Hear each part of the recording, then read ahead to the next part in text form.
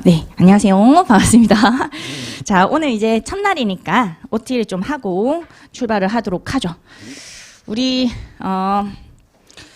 세법 같은 경우에 회계사하고 세무사 공통 과정으로 진행을 합니다. 왜냐하면 회계사 시험하고 세무사 시험에 세법은 거의 비슷한 유형의 문제가 나오고 난이도 같은 경우에도 거의 같다라고 생각을 하시면 돼요. 그래서 같이 진행을 할 거고요. 일단 우리 시험에 회계사 시험하고 세무사 시험에 어떤 문제가 나오는지 알고 계셔야 되는 거니까 시험 설명을 좀 하고 시작을 하도록 할게요. 회계사 시험에는 법소부라고 제가 부르는데 법인세법, 부가가치세법, 소득세법 이거예요. 법인세법, 소득세법, 부가세법. 이걸 우리가 배울 거고요. 법인세 문제가 회계사 시험에 14문제 나오고 있고 전체 40문제 중에 소득세가 10문제, 부가가치세 10문제. 그리고 기타세라고 해가지고 기타세는 회계사 시험에는 상징세법, 그리고 국기법이라고 적을게요. 먼저 국기법, 그리고 상징세법, 그리고 지방세법 이렇게 나와요. 국세기본법이라고 해서 법소부 좀 공통적인 내용들, 기본적이고 공통적인 사항들이 규정되어 있는 법이거든요. 국세기본법 문제가 5문제, 거의 다 말문제예요. 그리고 상징세법 문제는 계산문제 하나, 말문제 하나 이 정도로 출제가 되고 있는데 2문제, 지방세법이 1문제 출제가 되고 있습니다. 이렇게 40문제가 따박따박 나오고 있어요. 40문제 회계사 시험은 60분 안에 풀어야 돼요. 60분. 제한 시간이 60분이고요.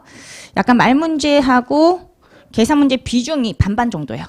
계산문제 20문제 정도, 말문제가 한 20문제 정도고요. 이제 세무사 시험 또 비슷해요. 법소부 일단 나올 거고요. 법인세법, 소득세법, 부가가치세법. 그리고 이쪽은 기타세법 구성이 좀 달라요. 국세 기본법이라는 게 있고 국세 징수법이라는 게 있고 국제조세 조정에 관한 법률, 그리고 조세범 처벌법 이런 게 있어요.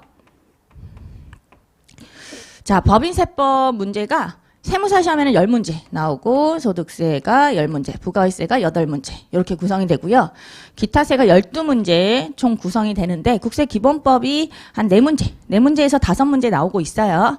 그리고 국세징수법도 3문제에서 4문제, 대충 4문제 요즘에 나오고 있고요. 국제조세 조정에 관한 법률이라고 해서 2문제, 조세범 처벌법이 2문제 이렇게 해서 40문제 구성이 됩니다.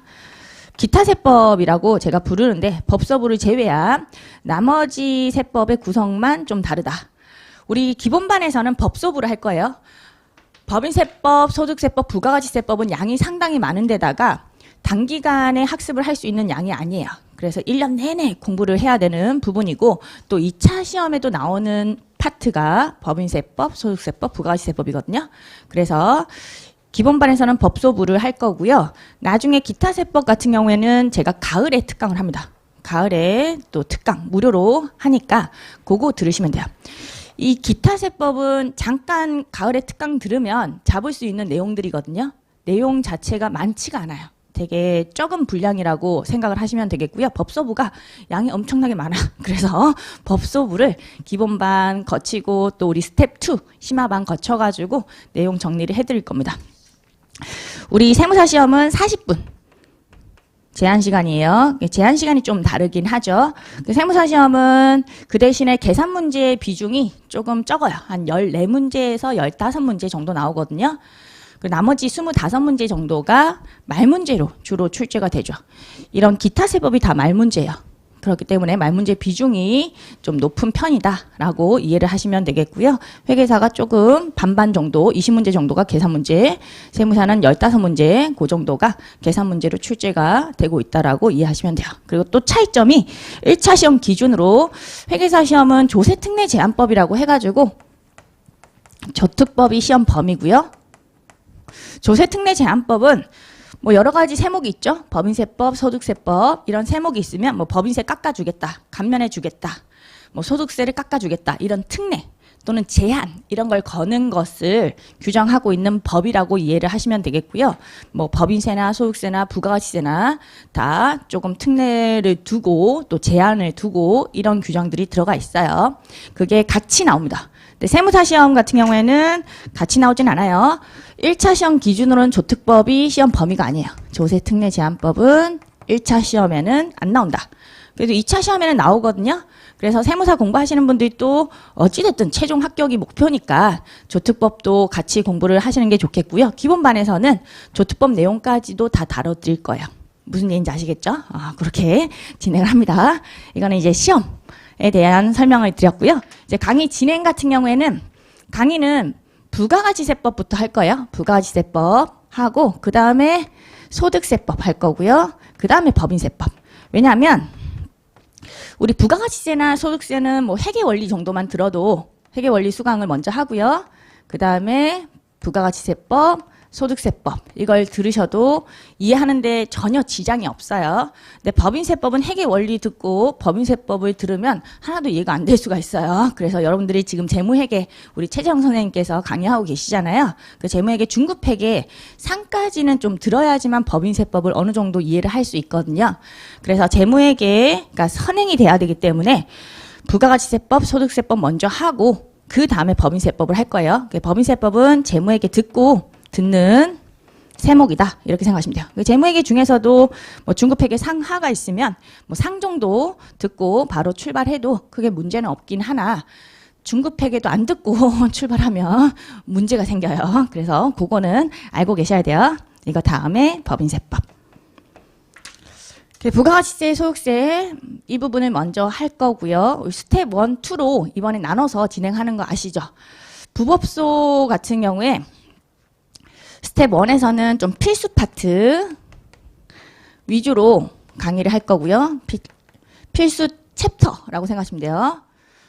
제가 나중에 이제 강의 계획서 좀 나눠드릴게요. 어디서 어떤 내용을 할 건지 조금 대략적으로라도 아는 것이 좋으니까 뭐 부가가치세에서는 스텝 1에서는 이쪽 챕터를 할 거고 스텝 2에서는 뭐 간이과세라든지 이런 챕터가 있거든요. 그런 챕터는 스텝 2에서 하겠습니다. 라고 챕터를 좀 나눠드릴 테니까 약간 감흥 가지실 수 있을 거예요. 그 스텝 2는 이제 선택 파트 뭐 이렇게 보시면 되겠고요. 스텝 1에서 필수 파트를 하잖아요. 이게 되게 중요한 내용이라 가지고 한 번 듣고 끝내면 안 돼요. 시험에 잘 나오는 빈출 주제들 위주로 강의를 할 거니까 스텝 2에서 리뷰를 한번 하고요. 필수 파트 한 번 더 돌리는 거죠. 그래서 이해도는 좀 될 수 있게 그 다음에 선택 파트 진도를 추가적으로 나간다고 생각하시면 돼요. 그러니까 과거에는 기본 강의를 한꺼번에 스텝 1, 2 진행을 했는데 또 소화하기도 되게 힘들어 하시고 단계별로 접근하는 것이 훨씬 공부하는 데는 효과적이거든요. 공부를 한꺼번에 막 집어넣으려면 힘들어. 또 중간에 포기하는 경우도 많이 생겨요. 포기하지 않고 끈기 있게 끝까지 가려면 차근차근 이렇게 밑에 기본기를 쌓아놓고 우리 건물을 증축을 할 때도 마찬가지잖아요. 1층을 잘 닦아놔야 돼. 1층이 무너지지 않게. 그 다음에 2층을 올려야 되거든요. 모래성을 쌓으면 안 돼요. 막 모래 위에다가 또 모래를 얹고 또 모래를 얹고 하면 계속 이렇게 흘러 내려가는 거잖아요. 그렇지 않고 이걸 단단하게 콘크리트 바닥을 만들어 놓고 그 다음에 2층, 3층 이렇게 올릴 수 있거든요. 이런 식으로 스텝 1, 2로 나눠서 진행을 한다라고 생각하시면 될 것 같아요. 필수 파트는 아주 중요한 내용이기 때문에 1회독으로는 충분하지 않다. 1회독하고 2회독도 하고 그 다음에 추가 하는 내용들이 얹어질 뿐이에요. 근데 필수 파트를 제대로 잡아놓잖아요. 이게 코어라고 생각하시면 돼요. 그러면 얹는 것 자체가 그렇게 어렵지도 않아. 이해를 제대로 하고 있으니까. 논리를 잘 알고 있으면 약간 암기만 좀 더 필요한 부분들 있죠. 그런 걸 얹기만 하면 되는 거거든요. 그래서 이런 순서로 진행을 할 거고 스텝 1, 2 그리고 강의 시간도 좀 정해놓고 할 거예요. 우리 오전 타임 같은 경우에는 9시부터 10시 15분까지 제가 한 타임 강의를 할 거고요. 그 다음에 15분 쉴 거예요. 15분 쉬고 10시 30분부터 11시 45분까지 두 번째 시간을 시작을 하겠습니다. 그러니까 75분 수업이라고 보시면 돼요. 조금 길어요. 어차피 시험장 가가지고 여러분들 되게 오랜 시간 동안 문제를 풀어야 돼요. 뭐 세무사 시험 예를 들면 재정학하고 세법하고 두 개를 같이 80분 안에 80문제 푸는 식으로 문제 풀이가 진행되거든요. 시험이 그렇게 진행되다 보니 80분을 견딜 수 있는 그런 뭔가 습관이 형성이 되는 게 좋아요. 그래서 이렇게 길게 수업하는 것도 다 시험에 맞춰가지고 수업을 한다라고 생각하고 좀 잘 끈기 있게 버텨주셔야 돼요. 75분, 75분 이렇게 수업하고 이제 세 번째 타임에서는 조금 15분 쉬고 12시부터 1시까지 60분 수업이 진행이 될 겁니다. 그리고 1시부터 2시까지는 점심 시간 아실 거고 이제 두 번째 타임에는 2시부터 3시까지 이렇게 60분 수업을 하고요. 그다음에 또 10분 쉬고 마지막 시간이 이제 꿀이죠. 그래도 3시 10분부터 이제 4시까지 50분이면 끝나요. 50분. 자, 이렇게 쉬는 시간 좀 정하고 하는 이유는 진도를 제대로 나가려고 하는 거예요. 혹시라도 뭐 아침에 좀 늦었다라고 하면 요 시간 좀 맞춰가지고 들어오시면 괜찮아요. 10시 반. 그게 두 번째 시간, 시작 시간이니까 알고 계시면 좋을 것 같고요. 가능하면 요 시간을 맞추려고 할 거예요. 근데 진도 나가다 보면 조금 이렇게 5분 정도 차이가 있을 수는 있겠지만 그래도 대부분은 요 시간을 좀 맞추는 방향으로 해서 쉬는 시간을 가지도록 하겠습니다. 그리고 질문 답변은 제가 4시 이후에 할게요. 4시부터 한 4시 반이나 뭐 5시나 그때까지는 여러분들이 질문 같은 걸 하면 돼요. Q&A 시간을 가질게요. 그 세법은 질문이 엄청나게 많은 과목이거든요. 그래서 여러분들이 이때 질문을 좀 해주시면 좋을 것 같고 쉬는 시간에 질문을 하면 문제점이 쉬는 시간이 길어질 수가 있어요. 그러면 또 진도에 맞게 수업을 진행하기가 어려울 수 있거든요. 저도 하나도 못 쉬고 이렇게 질문 답변 하다가 또 수업 바로 진행하고 그러면 좀 저도 너무 힘들어요. 그래서 쉬는 시간 말고요. 다 몰아가지고 4시 이후에 한꺼번에 질문을 해주시면 좋을 것 같고 제가 여기서 질문 답변 할게요. 여기 서가지고 여러분들 오면 질문하고 답변하고 그렇게 하면 되겠고 이제 뭐 상시 질문 어디서 하느냐? 제 카페가 있어요. 다음에 보면 스케치 세법이라고 해서 제가 질문 답변 게시판 운영하는 카페가 있는데 여기서 또 온라인으로 질문 답변을 하실 수가 있습니다. 근데 가급적이면 온라인으로 하시지 마시고요. 온라인으로 하면 또 무슨 말인지 커뮤니케이션이 잘 안 될 수가 있거든요. 그리고 표정도 안 보이기도 하니까 인간적이지 못하고 질문하실 때도 약간 막 질문하시는 경우도 많고 이거 뭔가요? 이런 식으로 왜 이런가요? 이런 식으로 그러면 저도 이제 어떤 표정으로 얘기하시는 건지 알 수가 없어가지고 좀 그럴 때가 있어요. 거시기 할 때가 많으니까 가급적이면 이제 오프라인 수강생들은 그냥 여기서 질문을 하든지 5층 강사실에서 질문을 해주시면 제일 베스트고요. 이제 부득이하게 수업 다 끝나고 복습을 하다가 갑자기 질문을 하고 싶다. 뭐 이런 경우에만 온라인으로 이렇게 올리시면 제가 답변 드리는 방향으로 하겠습니다. 우리 스마트 경영 게시판도 있거든요. 스마트 경영 홈페이지에 보시면 강사 게시판이라고 해서 1대1 상담실도 있어요. 거기에 올리셔도 상관없고요. 여기에 올리셔도 상관없습니다. 편하신 대로 질문 올려주시면 되는 부분. 그리고 이제 서로 얼굴 보면서 질문 답변 하면 약간의 예의는 좀 갖춰서 그래서 이건 뭐예요? 막 이렇게 너무 전투적으로 나오시는 그런 분들이 좀 있어요. 싸우자는 건 또 아니고 세법 같은 경우에 그 사회적인 합의로 만들어진 규정이거든요. 그냥 규정, 사회적 합의로. 이거 왜 그렇습니까? 이런 식으로 물어보면 그냥 여야가 합의한 건데요라고 제가 답을 할 수밖에 없어요. 그래서 제가 어떻게 해드릴 수 있는 부분이 아니라서 이거 아니지 않습니까? 이런 식으로 논리적으로 안 맞지 않습니까?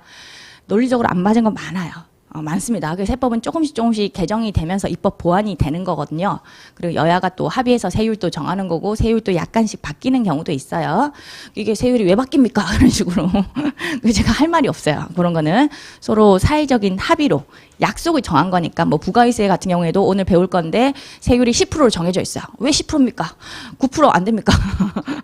서로 정한 거니까요. 이걸 지금 우리가 막 맘대로 정할 수가 있는 게 아니라 사회적으로 규정이 만들어져 있다. 약간 받아들이시는 방향으로 하셔야 돼요. 어쩔 수 없이. 이게 왜 그렇습니까? 라고 질문이 많이 생길 수가 있는데 또 논리적으로 안 맞는 규정들이 또 사실은 많으니까 그 세법이 완벽한 규정이 아니라는 거, 그걸 좀 받아들일 마음의 자세가 필요합니다. 그래서 이 규정은 마음에 안 들지 않아요.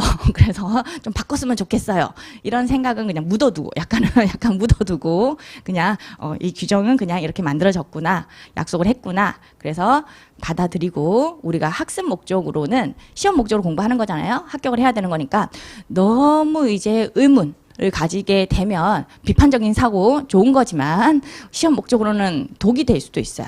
실제로 진도를 못 나가. 여러분들이 이 세법이라는 것이 정말 오랜 기간을 거쳐가지고 만든 규정이잖아요. 그래서 그 내용들이 엄청나게 방대하거든요. 사실 이해하기는 어렵지 않은데 양이 너무 많아. 시험 목적으로 공부할 때는 그 양이 많은 것을 우리가 이런 규정이 있고 이런 규정이 있고 이 규정하고 이 규정의 차이점은 뭐고 구분을 하고 말 문제로 나왔을 때 이게 맞는 지문이고 틀린 지문이고 법 규정은 이렇게 되어 있는데 약간 틀었구나. 그런 걸 배우는 과정인 거야. 법이 이렇게 생겨 먹었구나 라는 것을 배우는 거예요. 눈이 이렇게 생겼고 코가 이렇게 생겼고 입이 이렇게 생겼고 귀가 이렇게 생겼고 그런 걸 배우는 과정이라고 생각을 하고 약간은 받아들이는 자세. 나중에 이제 뭐 실무를 하게 되시면 이제 비판적 사고하는 거 되게 좋습니다. 되게 좋지만 지금 수험생 입장에서 학습 목적으로 공부를 하실 때는 시험에 합격해야 된다. 그게 가장 목적이잖아요. 우리의 목표잖아요. 그 목표를 위해서 약간은 받아들이고 제가 이건 암기하셔야 됩니다라고 얘기하면 암기를 하시고 그런 식으로 너무 왜라는 질문을 하는 순간 수험 기간이 길어질 수가 있어요. 이건 평생을 가도 연구해도 세법을 다 알 수는 없거든요. 저도 뭐 10년 정도 강의를 했는데 아직까지도 세법을 다는 몰라요. 세법은 이게 무한대의 규정이라고 생각하시면 돼요. 판례도 있고 여러 가지 그런 케이스들이 있기 때문에 사실은 우리가 전체를 다 일상생활에서 접할 수도 없고요. 평생 동안 살면서도 모든 규정들을 정확하게 이해하기는 어려워요. 그렇기 때문에 약간 이해가 덜 되더라도 이거는 좀 암기를 할 부분들은 암기할 필요성이 있다라는 생각을 가지고 갖고 가시는 게 좋은 학습 자세라고 생각이 듭니다. 네, 그런 걸 마음에 좀 새기시고요. 자, 그렇게 진행을 할 거라는 거 강의 시간도 좀 알려드렸어요. 자, 뭐 요 정도로 OT 하면 될 것 같고 이제 부가가치세부터 바로 좀 진행을 할게요.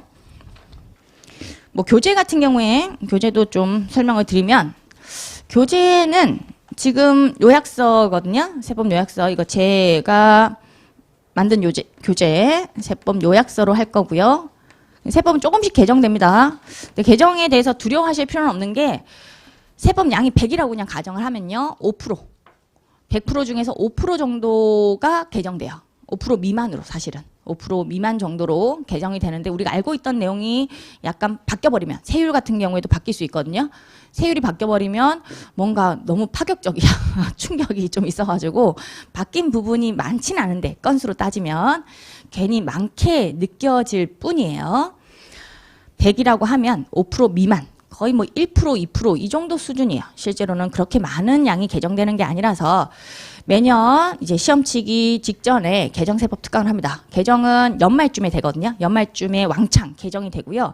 연도 중에 개정되는 것들은 거의 많진 않아요. 어쩌다 한 번씩 있지만 일반적으로 대부분의 규정들은 연말에 여야가 합의하고 국회 의결을 통해 가지고 공포 확정을 하는 거거든요. 그래서 연말에 확정되고 여러분들이 내년도 2월달 또는 5월달에 시험 치잖아요. 회계사 1차는 2월달이고 세무사 1차는 5월달이에요. 그 전에 개정세법 특강을 한 1월달에 할 거예요. 1월달에. 확정된 그 법률 가지고 개정세법 특강 한 3, 4시간 할 거거든요. 그 3, 4시간만 들으면 개정사항은 다 업데이트가 가능해요. 충분히 업데이트 할 수 있습니다. 그런데 이거를 개정되면 바뀌니까 지금 공부하면 소용없지 않느냐. 100인데 지금 1, 2%, 5% 미만으로 개정이 되는데 이거는 이제 약간 정보가 부족하신 분들이 하는 얘기고요. 법소부 공부하려면 1년 동안 공부하셔야 돼요. 1년 동안 공부해야 되는 것을 연말에 개정되고 1월 달에 공부 시작해서 2월 달 시험 치겠다. 말이 안 되는 거예요. 1개월 공부해가지고 잡을 수 있는 내용이 아니거든요. 양이 엄청나게 많아요. 1년 내내 공부해도 시간이 부족하다. 그 정도의 양이기 때문에 여러분들이 개정은 그렇게 신경 쓰실 필요가 없어요. 거의 90% 넘게 우리가 내용을 공부를 할 거고, 그 다음에 약간 개정되는 것은 내년도 초에 개정세법 특강 그걸 수강을 해주시면 돼요. 그 세법 요약서가 입법 예고까지 반영돼가지고 약간 법률이 확정된 부분하고 다른 부분이 있긴 하거든요. 그래서 그런 거는 이제 추록 정어표로 제가 따로 제공을 해드릴 거고요. 추록 및 정어표. 그 세법이 원래 약간씩 입법 예고 해놓은 것과 다르게 확정되는 경우가 있어요. 그런 것들은 이렇게 추록 정어표 나눠드리고 알려드릴 거고요. 그리고 스텝 1에서는 세법 요약서로 할 거고요. 스텝 2 같은 경우에도 일단 메인 교재는 세법 요약서예요. 메인 교재. 세법 요약서로 하고 심화 경우에 여기에 이제 참고용 교재로서 이제 세법 개론 교재를 쓸 거거든요. 이건 제 교재는 아니고 노랭이 책이라고 많이들 불러요. 베스트셀러예요. 되게 좋은 교재거든요. 정정훈 선생님께서 만든 교재인데 임상엽 정정훈 저로 되어 있는 그 노랭이 교재로 강의를 할 거고요. 이게 3월 달쯤에 일반적으로 나와요. 3월 초 또는 2월 말. 그래서 이 교재가 나오고 나서 심화 과정은 4월 달 정도로 스케줄이 잡혀 있어요. 그때 가서 세법 요약서를 메인으로 진도는 나가고 세법 개론책으로 법 조문을 좀 밑줄 그으면서 우리가 공부했던 내용들 복습을 좀 할 거예요. 그러면 훨씬 더 이해하기도 좋고 법 조문 익히기도 좋거든요. 그래서 이렇게 교재가 2개라고 생각하시면 돼요. 세법 요약서와 세법 개론. 그리고 미니 세법이라고 있는데 오늘 유인물 나눠드린 거, 그 미니 세법은 메인 교재는 아니에요. 얘는 필기 노트. 제가 판사하는 내용도 여러분들 막 필기하면서 강의 들으려면 강의에 집중을 할 수가 없어요. 필기하다 보면 제가 무슨 말을 하고 있는지 여러분들이 제대로 못 들을 수 있거든요. 그래서 제가 판사하는 내용들 대부분은 그쪽에 들어가 있습니다. 조금 더 판사할 내용들이 있을 수 있는데 그거는 좀 적으시고요. 그것만. 대부분은 그 미니 세법이라는 교재에 들어가 있는 그림 그릴 거니까 그 미니 세법을 참고를 좀 하시고요. 이건 여러분들 복습 용도로 쓰면 좋은 교재. 복습용 교재로서 이렇게 미니 세법 스텝 1, 2에서 쓴다. 요게 있으면 필기 양이 확 줄어요. 거의 대부분의 제가 그리는 틀 이런 게 들어가 있으니까 요 필기 노트로 복습을 하시는 게 좋고요. 제 수강생들이 다 요 미니 세법으로 복습을 많이 하더라고요. 이게 외우기가 좀 좋아요. 또 단순화되어 있어가지고 그림으로 그려져 있으니까 약간 갖고 다니면서 보기도 편하고요. 요거는 복습 용도. 그리고 복습하는 방법은 여러분들이 어떻게 하는 게 가장 좋냐면 세법은 그냥 암기라고 생각하시면 돼요. 실제로는 이해하는 거 어렵지 않아요. 제가 이해 다 시켜드릴 거예요. 이해는 다 시켜드릴 건데 이제 암기는 여러분들 몫이잖아요.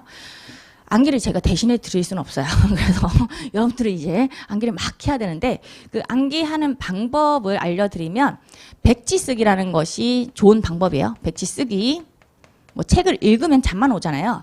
읽지 마시고요. 영어 단어 외우듯이. 제가 요거는 필수 암기 부분이다라고 말씀드리면 그거는 써보는 거예요. 백지에다 써보는 거죠. 안 보고 쓰기. 이게 안 보고 쓰기예요. 안 보고 책 안 보고 쓰기. 근데 이게 좀 어려울 수 있죠. 책 안 보고 바로 쓸 수는 없으니까 일단 필사부터 해보세요. 필사. 이게 첫 번째 단계. 필사는 책을 보고 쓰기. 아시겠죠? 보고 쓰는 건데 복사해서 쓰는 거예요. 복사해서 책을 복사해서 제가 중요하다. 외우셔라. 라고 한 부분이 있을 건데 그거를 보면서 한번 써보고 외우는 거죠. 그리고 책을 덮고 다시 한번 백지 쓰기를 해보는 거예요. 그런 식으로 하면 암기가 잘 될 겁니다. 복습 방법으로 되게 좋은 방법이니까 이 방법을 좀 권해드리고요. 제가 빈칸으로 되어 있는 또 복습용 백지 쓰기 필사 자료 나눠드릴 거예요. 그러면 그 빈칸되어 있는 부분을 좀 채우게 한다는 식으로 해서 써보는 게 좋아요. 그건 숙제. 걷지는 않을 건데 스스로 숙제로 해주셔야 되는 부분 백지 쓰기 자료도 따로 나눠드리는 방향으로 할게요. 아시겠죠?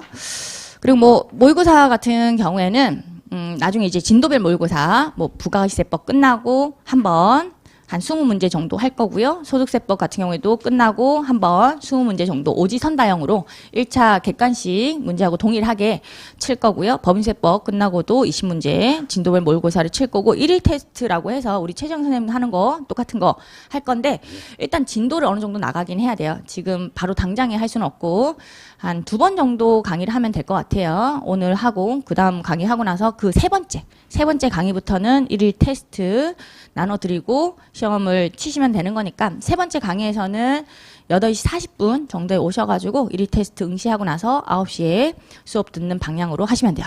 그래서 여기 하나 더 적으면 이제 8시 40분부터 수업 전에 1일 테스트 뭐 10분 정도 하면 돼요. 여기 40분부터 8시 50분 이때 1일 테스트가 들어간다.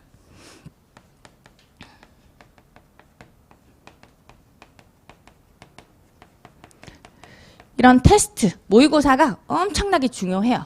뭐 시험장 가가지고 이런 요약서 보고 있거나 세법 개론책 보고 있거나 그런 게 아니죠. 시험장 가서 시험 문제 풀 거니까요. 문제를 많이 풀고 들어가고 모의고사 많이 쳐보시면 합격 안 할 수가 없어요. 모의고사하고 똑같은 유형이 나올 거거든요. 숫자만 바꿔서 나올 거예요.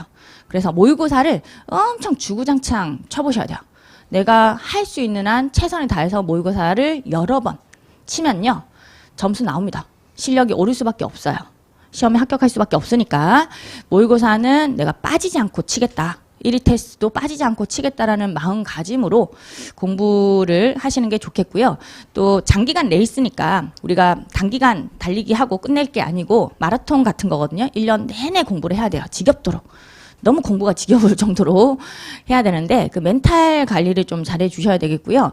초반에 너무 달리시면 안 돼요. 초반에 이제 새해도 되었고 나 진짜 열심히 해야지. 진짜 열심히 해야지라는 마음가짐은 너무 좋아요. 너무 좋은데 너무 초반에 달리다 보면 막판에 힘을 더 써야 될 때 힘이 빠져가지고 멘탈 무너지고 공부 못 하실 수도 있거든요. 초반에는 열심히 하시긴 하되 약간은 규칙적으로 생활을 하세요. 아침부터 저녁까지 공부를 내내 하시되 다만 규칙적으로 잠은 충분히 자야 돼요. 안 그러면 수업 시간 와가지고 수업에 집중해야 되는데 막 졸고 있어. 그러면 안 돼요. 수업은 아주 집중해서 듣고 이제 복습도 열심히 하고 잠은 충분히 자면서 천천히 이렇게 나가는 거죠. 마라톤이라고 생각하시면 돼요. 마라톤이기 때문에 페이스 조절을 좀 해야겠다. 너무 막 밤새고 막 잠도 안 자고 그렇게 공부하시면 절대 안 돼요. 중도에 포기할 수 있거든요. 그런 친구를 봐서 그래요. 실제로 기본반 강의를 초반에 엄청 열심히 했어. 시험 치면 맨날 100점 맞고 그 막판에 지쳐가지고 막판 3개월이 제일 중요하거든요. 시험 전 3개월에 엄청나게 열심히 해야 되는데 그때는 잠도 줄여가면서 해야 되는데 그때 멘탈이 나가가지고 거의 뭐 시험 점수 망치고 그런 경우도 봤어요.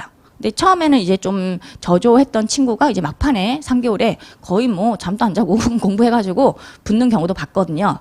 그래서 페이스 조절을 좀 잘하면서 유지를 하시고 막판 3개월이 가장 중요하다라는 생각으로 지금은 꾸준히만 잘 수업 따라오시면 될 것 같아요. 자, 이제 진짜로 수업 진행할게요. 부가이세법. 우리 교재 12페이지 보시면 되겠고요. 자, 부가가치세. 제가 판서를 쭉 하겠습니다. 부가가치세의 개념부터 알려드릴게요.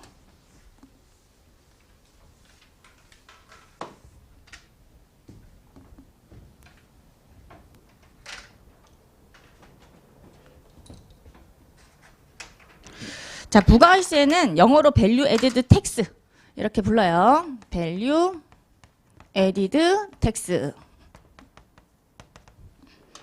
우리가 뭐 VAT 이렇게 부르는 거 뭐 여러분들 아실 거예요. VAT. Value Added라고 하면 더해진 가치 이런 걸 얘기하는 거고요. 그걸 우리나라 말로는 부가가치 이렇게 부르는 거죠. 사업자가 더한 가치에 대해서 과세하는 조세. 이게 부가가치세의 의미를 좀 알고 계시면 되겠고 이렇게 사업자 A가 창출한 부가가치가 있을 거고 그게 유통 단계를 거쳐가지고 부가가치가 좀 더해지죠. 1,000원짜리 원재료를 팔았는데 거기에 뭔가 더 덧붙여 1,500원짜리가 되고 그러면 1,000원짜리가 1,500원짜리가 되면 더한 가치가 500원 이런 게 부가가치예요. 거기에 대해서 과세를 하는 조세라고 이해하시면 돼요. 빵 같은 경우에도 만들 때 이게 뭐 밀가루 사고 뭐 소금도 사고 설탕도 사고 그런 원재료들이 있겠죠. 그런 원재료의 합계가 1,000원이라고 할게요. 1,000원인데 내가 빵을 만들었어. 그러면 1,500원짜리 빵이 되면 500원이 창출된 부가가치예요. 그게 부가가치세고요. 여기서 우리가 갖고 가셔야 될 것은 결론부터 우리나라의 부가가치세 과세 유형하고 과세 방법을 챙겨 가셔야 돼요. 시험 목적으로 공부하는 거니까. 과세 유형이라고 하면요. 결론부터 보여드리면 소비형 부가가치세예요. 소비형 부가가치세라고 부르고요. 과세 방법이라고 하면 전단계 세액공제법 이렇게 불러요. 전단계 세액공제법. 이게 무슨 말이냐라는 거죠. 일단 요거부터 설명을 드리고 과세 유형, 그 다음에 과세 방법 설명을 드릴게요.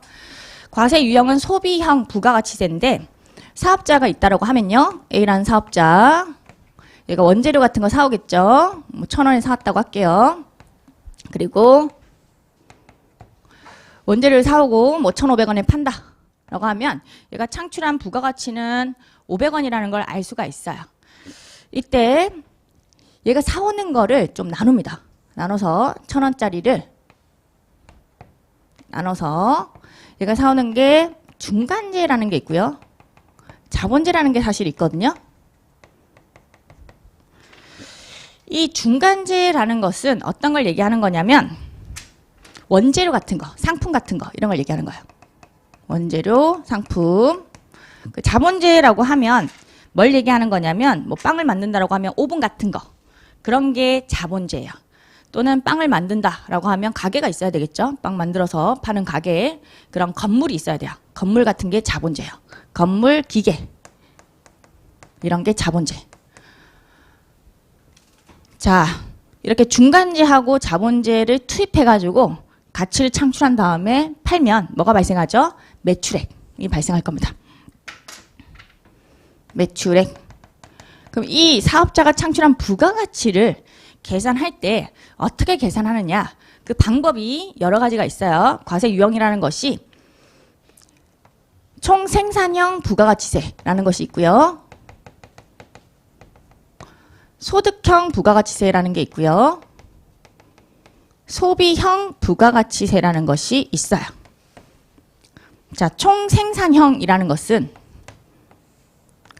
이 사업자가 창출한 부가가치를 계산할 때 매출액에서 중간재를 뺍니다. 중간재. 그러면 사업자가 더한 가치가 계산된다. 이렇게 보는 관점이 총생산형. 얘는 뭐 영어로는 GMP 이렇게 불러요. GMP형 이렇게 부릅니다. 이건 참고. GMP는 이제 그로스. 그로스가 총이란 뜻이거든요. 그로스. 내셔널 적기가 두려워요. 철자 틀릴까봐. 프로덕트 이렇게 됩니다. 그로스 내셔널 프로덕트. 이렇게 영어를 안 한 지가 너무 오래돼가지고 두려워요. 자, GMP형이 총생산형이라고 보시면 되겠고, 이건 지울게요.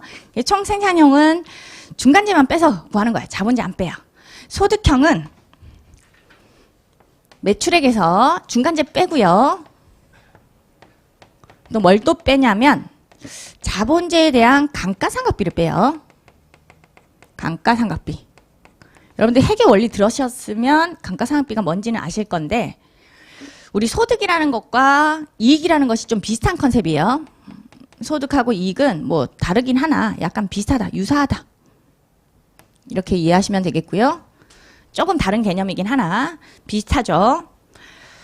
우리 이익을 구할 때 당기순이익, 수익에서 비용을 빼서 구하는 것처럼 소득형 부가가치 같은 경우에도 수익, 매출액이죠. 비용, 중간재하고 감가상각비. 자본재, 건물 사오면 건물을 10억에 샀다라고 하면 10억이 비용이 되진 않죠.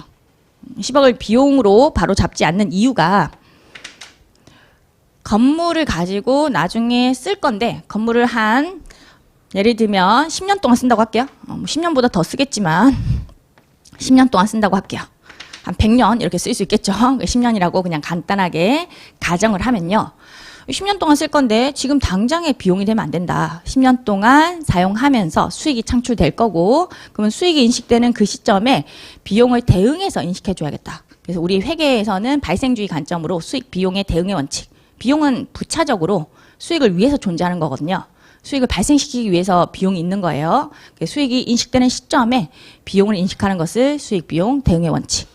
그래서 10년 동안 수익이 인식이 되면 비용도 10년에 나눠가지고 인식해야겠다. 지금 돈 나갔지만 비용 잡지 않고 일단은 자산 잡아놨다가 나중에 수익이 인식되는 기간 동안 똑똑똑 자산 가액을 잘라가지고 비용에 착착착착 보내는 거. 그게 감가상각비예요. 10년 쓴다고 하면 단순하게는 10억 나누기 10년 해가서 1년 동안 1억. 이게 비용. 이런 게 감가상각비의 개념이거든요. 무슨 얘기인지 아시겠죠? 10년 동안 수익이 창출될 거니까 좀 자산의 원가를 나누는 거죠. 감가상각비는 정확한 개념이 원가 배분이에요. 원가. 10억이라는 원가를 10번 잘라가지고 착착 손익계산서에 보내는 과정인 거죠. 이렇게 소득형은 약간 이익 계산하는 것처럼 부가가치를 계산하는 방식이에요. 근데 중요한 것은 뭐냐면 우리나라가 채택하고 있는 부가가치세, 과세 유형이라는 거죠. 그게 바로 소비형이거든요. 소비형이거든요. 그죠? 소비형. 제가 또 다른 말 한 줄 알았어요. 소비형. 자, 소비형은요. 이제 매출액에서 뭘 빼냐면 중간재 빼고요. 자본재를 왕창 뺍니다. 뭐 10억이면 10억 그냥 빼줘요. 이렇게 단순 무식한 거죠. 세법 단순 무식한 거예요. 아시겠죠? 사오는 거 다 빼는 거예요. 감가상각비를 빼는 게 아니에요. 회계하고 다르다는 거. 세법은 회계하고 다를 수 있어요. 그게 너무 자연스러운 거야. 왜 다릅니까? 또 이렇게 하면 안 되고 다를 수 있구나. 그런 개념 좀 갖고 가셔야 되겠고요. 사회적 합의로 만들어진 규정이에요. 우리 나라가 채택하고 있는 과세 유형이라는 것이 중요한데 그냥 소비용으로 매출액에서 중간재도 빼고 자본재도 빼자 이렇게 정해져 있다는 거죠. 그러면 좀 편하거든요. 사오는 거 자본재, 중간재 구분할 필요가 없잖아. 자본재가 얼마고 중간재가 얼마고 구분 없이 그냥 사오는 거 다 빼면 돼. 다 빼서 부가가치를 계산하면 되는 거니까 계산 편의가 제공이 되는 방식이라고 생각을 하시면 되겠고요. 또 어떤 장점이 있냐면 우리가 부가가치에 대해서 과세하는 조세가 부가가치세라고 했잖아요. 그런데 이렇게 부가가치를 계산함에 있어서 자본재를 왕창 빼면 자본재를 사오면 부가가치세 납부세액이 줄는구나. 그런 걸 알 수 있죠. 그래서 자본재를 많이 사게 됩니다. 어떤 효과가 있냐면 자본재에 대한 투자 촉진 효과가 있다. 자본재 투자 촉진 효과가 있다. 이게 결론. 시험 목적으로는 요것만 기억하시면 돼. 시험 목적으로는 우리나라가 채택하고 있는 부가가치세 과세 유형이라는 것은 소비형 부가가치세구나.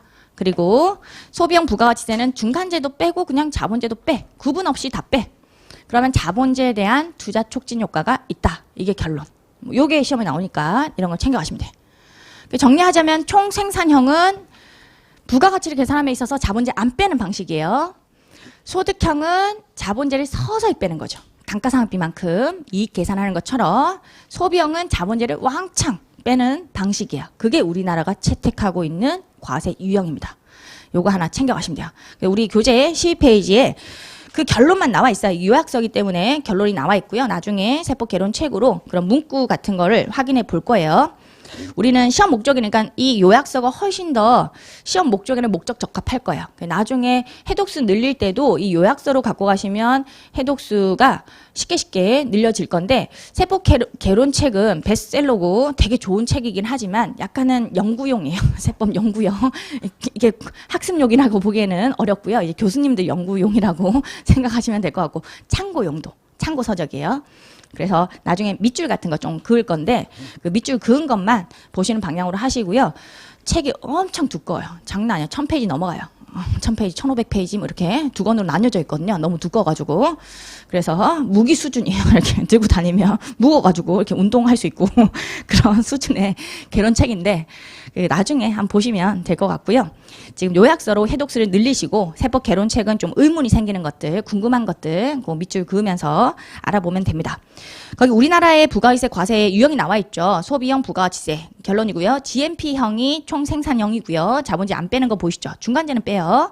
소득형 같은 경우에 중간재 빼고 자본재에 대한 강상각비 빼는 거 보이실 거고, 소비형이 우리나라가 채택하고 있는 건데 중간재 빼고 자본재까지 다 뺍니다. 자본재에 연결된 손글씨 보시면 자본재 구입 시 그에 대한 부가가치세를 전액 환급한다. 환급함으로써 뭐 매입세 공제라는 개념이 있어요. 이건 뒷동네 내용을 좀 배우면 무슨 말인지 알 수가 있고요. 결론은 투자를 촉진한다. 건물도 많이 사오고 기계도 많이 사오는 그런 효과가 있다. 그게 결론이에요. 자, 이제 과세 방법을 보도록 하죠. 이거보다 더 중요한 게 요거예요. 과세 방법. 전단계 세공제법. 이것도 되게 어려운 용어죠. 우리 세법이 어려운 이유 중에 하나가 약간 한자를 많이 써요. 이거에 국어 한글 이걸 많이 쓰면 좋은데 한글보다 한자를 많이 넣어가지고 뭔가 좀 있어 보이려고 하는 그런 게 있는 것 같아요. 없어 보이면 안 되니까. 전 단계 세액을 공제한다, 뺀다 이런 뜻이죠. 과세 방법 이제 볼게요. 전 단계 세액 공제법이라고 하면 어떤 걸 얘기하는 거냐? 자, 사업자가 예를 한번 들어보면 이것저것 사온다고 했죠. 이제는 소비형이라는 걸 우리가 아니까 뭐 중간재, 자본재 구분 없습니다. 구분 없이 사오는 거 금액만 알면 돼요. 1,000원에 사왔어요. 그리고 얘가 가치를 창출하고 1,500원에 판다라고 할게요. 그러면 얘가 창출한 부가가치가 더한 가치를 얘기한다고 했죠. 1,000원짜리 원재료 사가지고 빵을 만들었는데 빵값이 이제 1,500원이 되었다. 그런 케이스예요. A라는 사업자가 창출한 부가가치 얼마일까요? 자, 요건 좀 대답을 해주셔야 돼요. 알겠죠? 대답. 리액션 중요합니다. 그래야지 강의가 좀 활력 있게 강의를 할 수가 있고요. 제가 또 이런 좋은 텐션으로 강의를 할 수가 있어요. 아니면 저도 이제 처져가지고 막 강의를 좋은 텐션으로 할 수 없거든요. 그래서 여러분들이 끄떡끄떡 이런 것도 좀 해주셔야지 진도가 잘 나가고요. 끄떡끄떡을 안 하면 못 알아들었나 싶어가지고 자꾸 설명을 같은 말 또 하고 또 하게 되고 진도가 안 나가. 그래서 진도를 빨리 빼고 싶다라고 하면 뭐 끄떡끄떡 몰라도 끄떡끄떡 해주시면 진도가 팍팍 나갈 거예요. 이런 거 대답도 좀 해주시고 금액 2개밖에 없잖아요. A가 창출한 부가가치 얼마? 그쵸? 감사합니다. 너무 감사합니다. 너무 좋아. 500원이 얘가 창출한 부가가치예요. 더한 가치라고 생각하시면 되겠고요. 어떻게 구했죠? 빼서 구했어요. 1,500원에서 1,000원 빼가지고 구했습니다. 이걸 공제법이라고 불러요. 공제법. 뺐다라는 건데 이걸 한자를 좀 섞어가지고 공제법 이렇게 부르는 거고요. 이거랑 대응되는 개념이 가산법이라는 것도 있긴 해요. 가산법. 가산법은 안 키워요.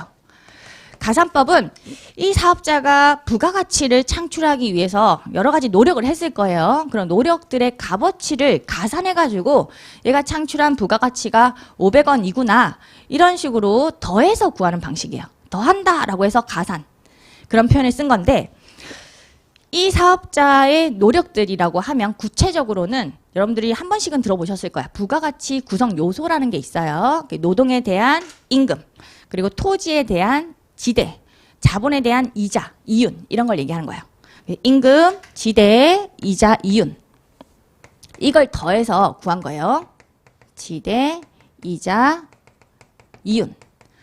이 사업자의 뭐 임금이 뭐 300원이고 지대가 50원이고 이자가 50원이고 이윤이 100원이고 이렇게 더해서도 이 사업자가 창출한 부가가치가 500원이구나 이렇게 구할 수가 있는데 문제는 가산법은 임금이 얼만지 지대가 얼만지 이자가 얼만지 이윤이 얼만지를 다 값어치를 산정을 해야겠죠. 너무 번거로워.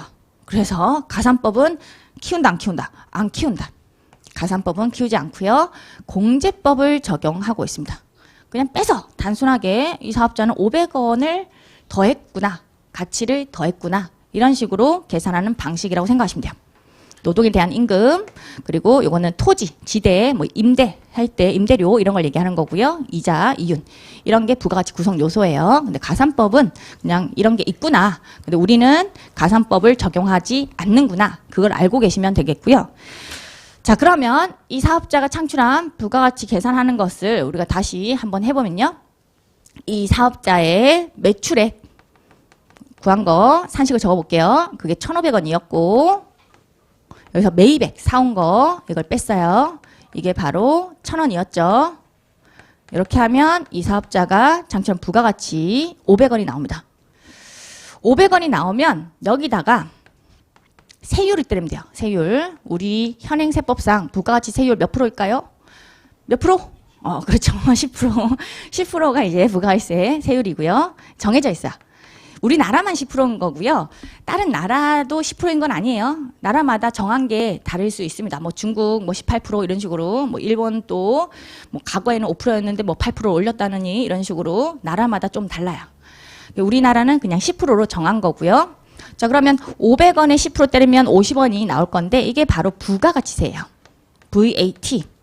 사업자가 내야 되는 부가가치세 납부세. 이렇게 계산을 하는 거고요. 자, 이런 계산 방식을 뭐라고 부르냐면 전단계 거래액공제법이라고 불러요. 요거는 거래액공제법. 개념은 전단계, 앞단계죠. 앞단계 거래액이라는 것이 매입액을 얘기하는 거야. 사온 거, 1,000원. 1,000원을 뺐다. 이거예요. 앞단계 거래액, 매입액을 뺐다. 근데 우리나라가 채택하고 있는 것은 이게 아니죠. 전단계 세액공제법이라고 되어 있거든요. 자, 이 산식에서 가로를 한번 풀어볼게요. 가로 푸는 거 하실 수 있을 거예요. 이렇게 세율을 이렇게 안으로 집어넣어가지고 가로를 풀어보면요. 매출액 곱하기 세율 이렇게 될 거고요. 세율 10%, 1,500원 곱하기 10%, 150원이 되겠죠? 그래서 매입액 곱하기 세율. 얘는 1,000원 곱하기 10%가 될 거예요. 이렇게 산식을 바꿀 수가 있습니다. 자, 그러면 150원에서 100원을 빼면요. 여전히 50원이 나오죠. 이건 뭐 가로만 푼 거니까 금액이 달라질 이유는 없어요. 이렇게 부가가치세, 납부세액이 나온 거고요. 이렇게 계산하는 방식이 사실 전단계 세액공제법이에요. 얘가 전단계 세액공제법. 별거 없죠. 가로 푼 거예요. 요거는 거래액공제법. 얘는 세액공제법. 여기서 1,500원에 10%, 150원인데 이 150원을 부르는 용어가 있어요. 매출세액이라고 불러요. 매출하면서 발생한 세액이다. 매출세액. 그리고 1,000원 곱하기 10% 하면 100원이 나올 건데 이걸 부르는 용어가 매입세액이에요. 매입세액. 매입하면서 발생한 세액이죠. 매출세액에서 매입세액을 빼는 방식이 전단계 세액공제법. 자, 그렇게 이해하시면 되겠고, 중요한 것은 우리나라가 채택하고 있는 부가가치세 과세 방법이라는 것이 세액공제법이다. 이게 중요한 내용인 거고요. 말문제에서 우리나라의 부가가치세 과세 방법은 전단계 거래액공제법이다. 이렇게 나오면 틀린 지문. 그거 알고 계시면 돼. 시험 목적으로는 세액공제법이구나. 뭐 어떤 게 차이점이냐. 그 개념을 좀 이해를 해보면요. 가로만 풀었잖아요. 금액도 동일하고. 근데 왜 다른 용어를 쓰고 있느냐? 조금 개념적으로 차이점이 존재합니다. 두 가지 차이점이 있어요. 중요한 두 가지 차이점. 일단 우리 전단계 세액공제법은요. 사실은 매입액 곱하기 세율을 빼주는 게 아니고요. 매입세액이라는 걸 빼줘요. 뭔 얘기냐라는 거죠. 매입세액, 전단계 세액. 전단계 세액이 앞단계 세액이니까 매입세액을 얘기하는 건데 얘를 빼고 있어요. 얘는 세금 계산서에 의해서 확인이 돼야 됩니다. 세금 계산서에 의해서 확인이 되는 금액이어야 한다. 이게 가장 중요한 부가가치세의 제도거든요. 세금 계산서를 수수합니다. 수수. 이것도 줄수, 받을 수. 수수라는 표현을 좀 쓸 건데 준다. 받는다. 받을 수, 줄 수 한자고요. 세금 계산서는 어떤 식으로 가냐면 사업자가 물건을 팔잖아요. 그러면 세금 계산서 두 매를 작성해요. 영수증 같은 거예요. 두 매를 작성해서 하나는 자신이 보관하고요. 하나는 거래 상대방한테 주는 거예요. 똑같은 금액 적어가지고 줍니다. 여기서는 이제 1,500원 하고 부가세세 150원 적어가지고 얘가 하나 가지고 상대방한테 주고 이런 계산서를 얘기하는 건데 이걸 주고 받는 경우에 어떤 점이 좀 좋으냐. 세금 계산서를 얘가 무조건적으로 받아와야 돼요. 그러니까 공급할 때 발급한다는 것은 얘가 사올 때는요. 상대방이 뭐 B가 있으면 B가 두 매를 작성해서 B가 하나 갖고 A한테 하나 준다는 뜻이죠. 그래서 원재료를 1,000원 주고 샀으면 그 1,000원하고 부가세 10%, 100원이 적힌 세금계산서를 받아와야 된다는 거예요. 그걸 받아와야지만 거기에 의해서 확인되는 매입세액을 빼주거든요. 모든 매입액에 대해서 세율 10% 때린 걸 빼주는 게 아니라는 거예요. 세금계산서를 만약에 깜빡하고 안 받아왔어. 그러면 확인이 안 되죠. 안 빼줘요. 그럼 세금 부담이 늘어나겠죠. 이걸 빼야지 부가가치세 납부세액이 줄어들고 세부담이 줄 건데 안 받아오면 세금 부담이 늘어요.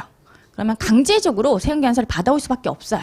세금계산서 수수가 강제화되어 있다. 이렇게 생각하시면 돼요. 강제화되어 있다. 무조건 받아와야지만 거기에 의해 확인되는 매입세액을 빼주는 거죠. 그런 게 계산 구조상으로 차이가 있는 거예요. 얘는 매입액에 세율 빼는 반면에 얘는 그렇지 않다는 거. 모든 매입액에 대해서 세율 때리는 게 아니고 세금 계산서에 의해서 확인되는 매입세액만 빼주는 그런 구조. 이렇게 하면 과세 당국이 좋은 거예요. 과세 당국 입장에서는 가만히 앉아서 이 사업자의 매출 매입을 알 수가 있습니다. 세금 계산서는 어떤 제도냐면 두 매를 작성한다고 했죠. 내가 하나 보관하고요. 상대방한테 하나 주면요. 나는 하나 발급한 그 리스트 그걸 뭐 일정 기간 동안에 발급한 거 다 모아가지고 리스트를 과세당국에 내요. 그리고 상대방도 마찬가지예요. 발급받은 리스트를 과세당국에 내거든요. 그럼 과세당국에서는 이걸 대조해 봅니다.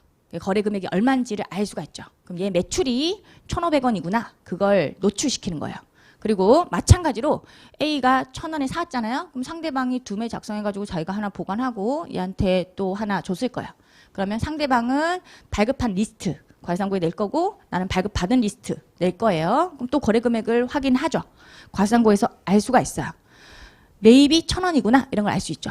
그럼 매출이 1,500원, 매입이 1,000원 이걸 알면 어떤 게 노출되냐면 이 사업자의 소득이 노출되죠. 아 얘가 500원 벌었구나. 그런 걸 알 수가 있어요. 그럼 소득에 대해서도 과세를 적정하게 할 수가 있습니다. 소득에 대해서 과세하는 조세가 바로 법인세하고 소득세예요. 법인세는 법인 소득세의 줄임말이에요. 법인 소득세 그거의 줄임말이 법인세고요. 소득세는 개인 소득세의 줄임말이에요. 법인세는 결과적으로 법인이 얻은 소득에 대해서 과세하는 조세. 개인소득세 같은 경우에는 개인이 얻은 소득에 대해서 과세하는 조세거든요. 그 A가 법인 사업자일 수도 있고 개인 사업자일 수도 있죠. 법인 사업자면 법인세 내는 거고요. 만약 개인 사업자면 소득세를 내야 되는 거예요. 이때 소득을 과세당국에서 아니까 세금 제대로 내고 있는지 탈세를 하고 있는 건 아닌지 그런 걸 확인할 수 있다는 거죠. 부가가치세 세금계산서 제도를 통해서 이런 소득이 노출되는 효과가 있어서 부가가치세를 뭐라고 부르냐면 선행조세라고 불러요. 선행조세. 선행, 뭐 착하다는 게 아니에요. 선행, 좋은 일 한다 이런 게 아니고요. 이 선자가 먼저 선자예요. 그 착할 선이 아니고요. 착한 행동이 아니라 이제 먼저 간다는 거예요. 먼저 행동하는, 앞에 가는 그런 조세예요. 얘가 끌고 간다는 거죠. 얘가 앞에 가면 세금계산서를 막 강제로 수수를 해요. 그러면 소득이 노출되고 또 뒤에 오는 세금, 소득세, 과세를 적정하게 할 수 있는 거죠. 세금계산서 제도가 엄청나게 중요하다고 생각하시면 돼요. 다 연결된 주제라고 생각을 하시면 되겠고요. 자, 이게 세금계산서 제도고 또 한 가지 차이점이 있습니다. 또 중요한 차이점 하나가 과세표준이라는 용어를 여러분들이 또 아셔야 되는 건데 우리 세목 같은 경우에 다 용어가 있어요. 과세표준. 세금은 세법에 따라서 과세 근거를 만들어 놓고 과세를 하는 건데 이때 서로 간의 약속이니까 용어를 다 만들어 놓고 출발합니다. 과세표준은 과세의 기준이 되는 금액. 그걸 과세표준이라고 표현을 하는 거고요. 우리 회계하고 조금 다른 건 회계는 표준 개정 과목이라는 게 있는 게 아니거든요. 그래서 반드시 이 개정 과목을 써야 돼. 이런 건 없어요. 토지라는 개정 과목 이걸 써야 돼. 그런 건 없습니다. 다만 이제 간행상으로 굳어진 거죠. 땅이라고 하면 없어 보이니까 토지라고 하자. 이렇게 집이라고 하면 좀 없어 보이니까 건물이라고 하자. 그런 개정 과목을 간행상으로 굳어진 표현으로 쓰는 것뿐이지 법이 아니기 때문에 그냥 기업회계 기준이기 때문에 이걸 그렇게 써야 된다라는 규정이 있는 건 아니에요. 근데 법은 아예 그렇게 하자라고 정한 거기 때문에 용어를 다 알고 계셔야 돼요. 그걸 다 암기를 또 해주셔야 되긴 하거든요. 과세 표준이 어떤 걸 의미하는지도 여러분들이 알고 계셔야 됩니다. 기업회계 기준에서는 그냥 개정 과목은 필요할 때 만들어서 쓰면 돼요. 만들어서 이걸 무조건 써야 돼. 이게 아니라 기업의 편의를 위해서 자기들이 알아서 만들어서 쓰면 되는 것 뿐이고, 우리 세법은 조금 다른 게 법에 만들어 놓은 용어들이 있어요. 그래서 여러분들은 과세 표준을 알고 계셔야 되겠고요. 과세 표준에다가 세율 이걸 때리면 세액이 나오는 거죠. 요거에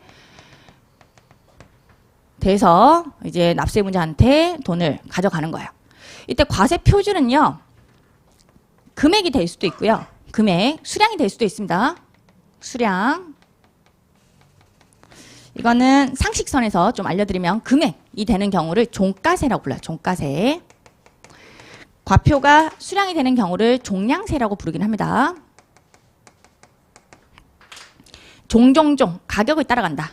그래서 금액, 종종종 양을 따라간다는 거죠. 수량 같은 거.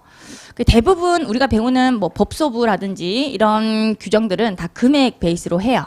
근데 수량을 베이스로 하는 뭐 개별 소비세 이런 것도 있거든요. 휘발유 같은 경우에 리터당 얼마 이런 식으로 세금을 매기는 세금도 있습니다. 개별 소비세 이런 거는 우리 시험 범위는 아니에요. 시험 범위인 세목들은 제가 아까 알려드렸잖아요. 그거에서 끝나는 거고요. 그거 말고 개별 소비세 이런 거는 뭐 세무사 시험 같은 경우에는 2차 시험에는 나와요. 2차 시험에는 세법학에서 제가 가르쳐 드리는 건 아니고, 세법학은 이제 다른 선생님, 남정선 선생님께서 알려드릴 부분이고, 1차 때는 그런 세목이 나오진 않아요. 뭐 주세도 있고요. 담배 소비세도 있고요. 뭐 이런 여러 가지 지방세가 있잖아요. 그런 게 우리 시험 범위는 아니고, 회계사 1차 시험에서는 지방세가 한 문제 정도 출제가 되고 있긴 해요. 그래서 여러분들은 뭐 종가세, 종량세 뭐 이런 게 있구나. 우리는 종가세구나. 법소부는 금액 베이스로 하는 거고요. 세액은 무조건 금액이 돼야 되거든요. 얘는 종가세든 종량세든 금액이 돼야 돼요. 종가세는 금액, 뭐 1,000원이 과표면 거기에 세율은 뭐 예를 들면 10% 이렇게 퍼센티지가 나올 수 있죠. 이게 어차피 베이스 금액이 금액이니까 세액은 금액으로 나올 거예요. 1,000원에 10% 100원. 근데 종량세 같은 경우에 수량이 과표잖아요. 근데 세액은 무조건 금액이 돼야 되니까 리터당 100원 이런 식으로 세율이 금액이어야 돼요. 그래야지 세액이 금액으로 떨어질 수가 있어요. 둘 중에 하나는 금액이어야 한다는 거죠. 세율이 금액이거나 과표가 금액이거나 뭐 그렇게 이해하시면 되겠고, 이제 과세표준 이걸 주구장창 들을 건데 전단계 거래공제법하고요. 세액공제법의 과표가 달라요. 지금 과표는 어떤 거 앞에 오죠? 세율 앞에 오는 게 과세표준이에요. 세율을 적용하는 베이스 금액. 그렇게 이해하시면 되겠고요. 자, 세율 앞에 오는 거, 일단 전단계 거래공제법 같은 경우에 세율 앞에 오는 게 매출액에서 매입액 뺀 거죠. 금액으로 얼마일까요? 그죠? 500원이죠. 500원. 500원이 과세 표준이에요. 500원은 다른 말로 하면 이 사업자가 창출한 부가가치예요. 그죠? 부가가치. 그게 과표가 되는 동네가 전단계 거래공제법. 자, 그런데 우리가 채택하고 있는 과세 방법은 세액공제법이에요. 전단계 세액공제법 하에서 과표 얼마일까? 지금 세율 앞에 오는 거 제가 산식을 좀 변형을 시켰죠. 얘를 지웠잖아요. 그죠? 매입액 곱하기 세율 아니라고 했죠? 세율 앞에 오는 거 유일하게 하나밖에 없어요. 자, 뭐가 오죠? 그쵸? 매출액이 와요. 매출액. 이게 과세 표준이에요. 금액으로 얼마야? 매출액은? 그쵸? 1,500원이에요. 이게 중요한 포인트거든요. 1,500원은 이 사업자가 창출한 부가가치가 아닙니다. 이 사업자가 창출한 부가가치는 500원이었잖아요. 그게 과표가 아니에요. 우리나라가 채택하고 있는 과세 방법에서는 이 사업자가 창출한 부가가치가 과표가 아니라 뭐죠? 1,500원. 매출액이에요. 이게 과세 표준이 됩니다. 다른 말로 하면 이 500원에다가 그 이전 단계에서 창출된 부가가치, 이거 두 개를 합한 게 되는 거예요. 합하면 바로 이 사업자의 과표가 나오는 거죠. 1,500원. 과표가 매출액이라는 거 엄청나게 중요한 내용이고요. 이게 머릿속에 있어야 돼요. 시험 목적으로 중요한 부분. 많이들 오해를 하시거든요.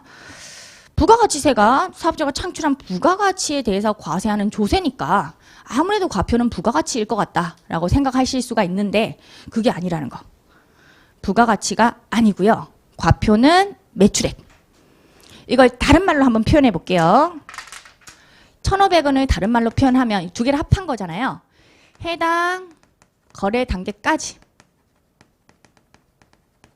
이 사업자가 창출한 부가가치 누적액이 돼요.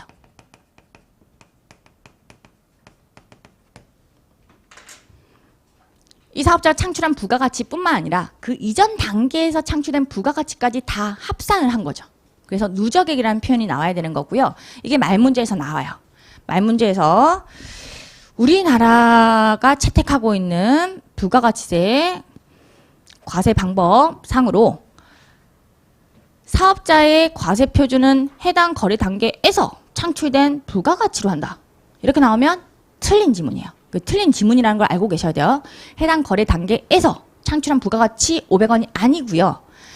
해당 거래 단계까지예요. 까지 창출된 부가가치 누적액. 그게 바로 과표. 이런 표현으로 돌려서 나올 수가 있으니까 개념 이해를 좀 잘해 주셔야 되는 부분이에요.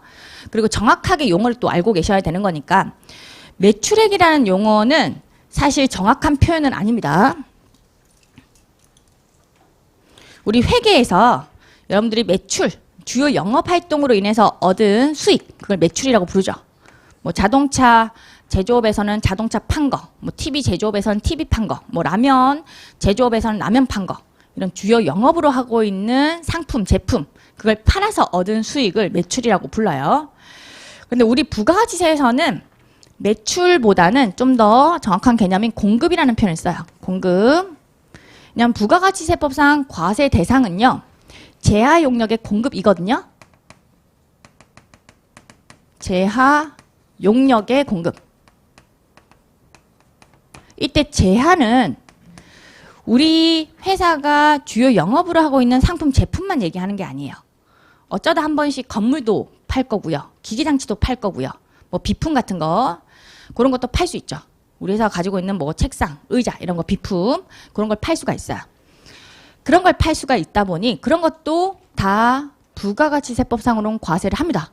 그러면 그런 건물 같은 거, 기계 같은 거 이런 것까지 포함하는 용어가 필요한데 그거가 바로 공급이에요. 공급을 과세 대상으로 하고 있는 거고요. 공급액, 매출액이 아니고 사실은 공급액. 과세 표준도 그렇기 때문에 용어를 정할 때 매출액은 좁은 범위고 더 넓은 범위까지 포괄을 해야 되는 거니까 제하 용역의 공급 가액이라고 표현되어 있어요. 제하 용역의 매출액이 아니라 공급 가액. 이게 좀 더 정확한 표현. 정확한 표현을 쓰고자 법에서는 공급 가액이라는 표현을 씁니다. 공급 가액이라는 것은 공급액의 개념인데 부가가치세가 제외된 공급액을 얘기하는 거예요.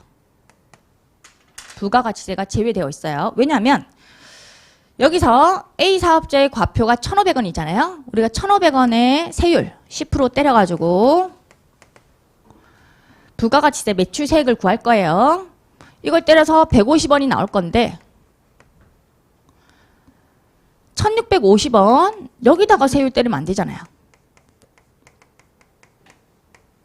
우리가 세액을 계산하고자 하는 거니까 이 부가가치세를 계산할 때는 자기 자신은 제외하고 1,500원에 10% 150원.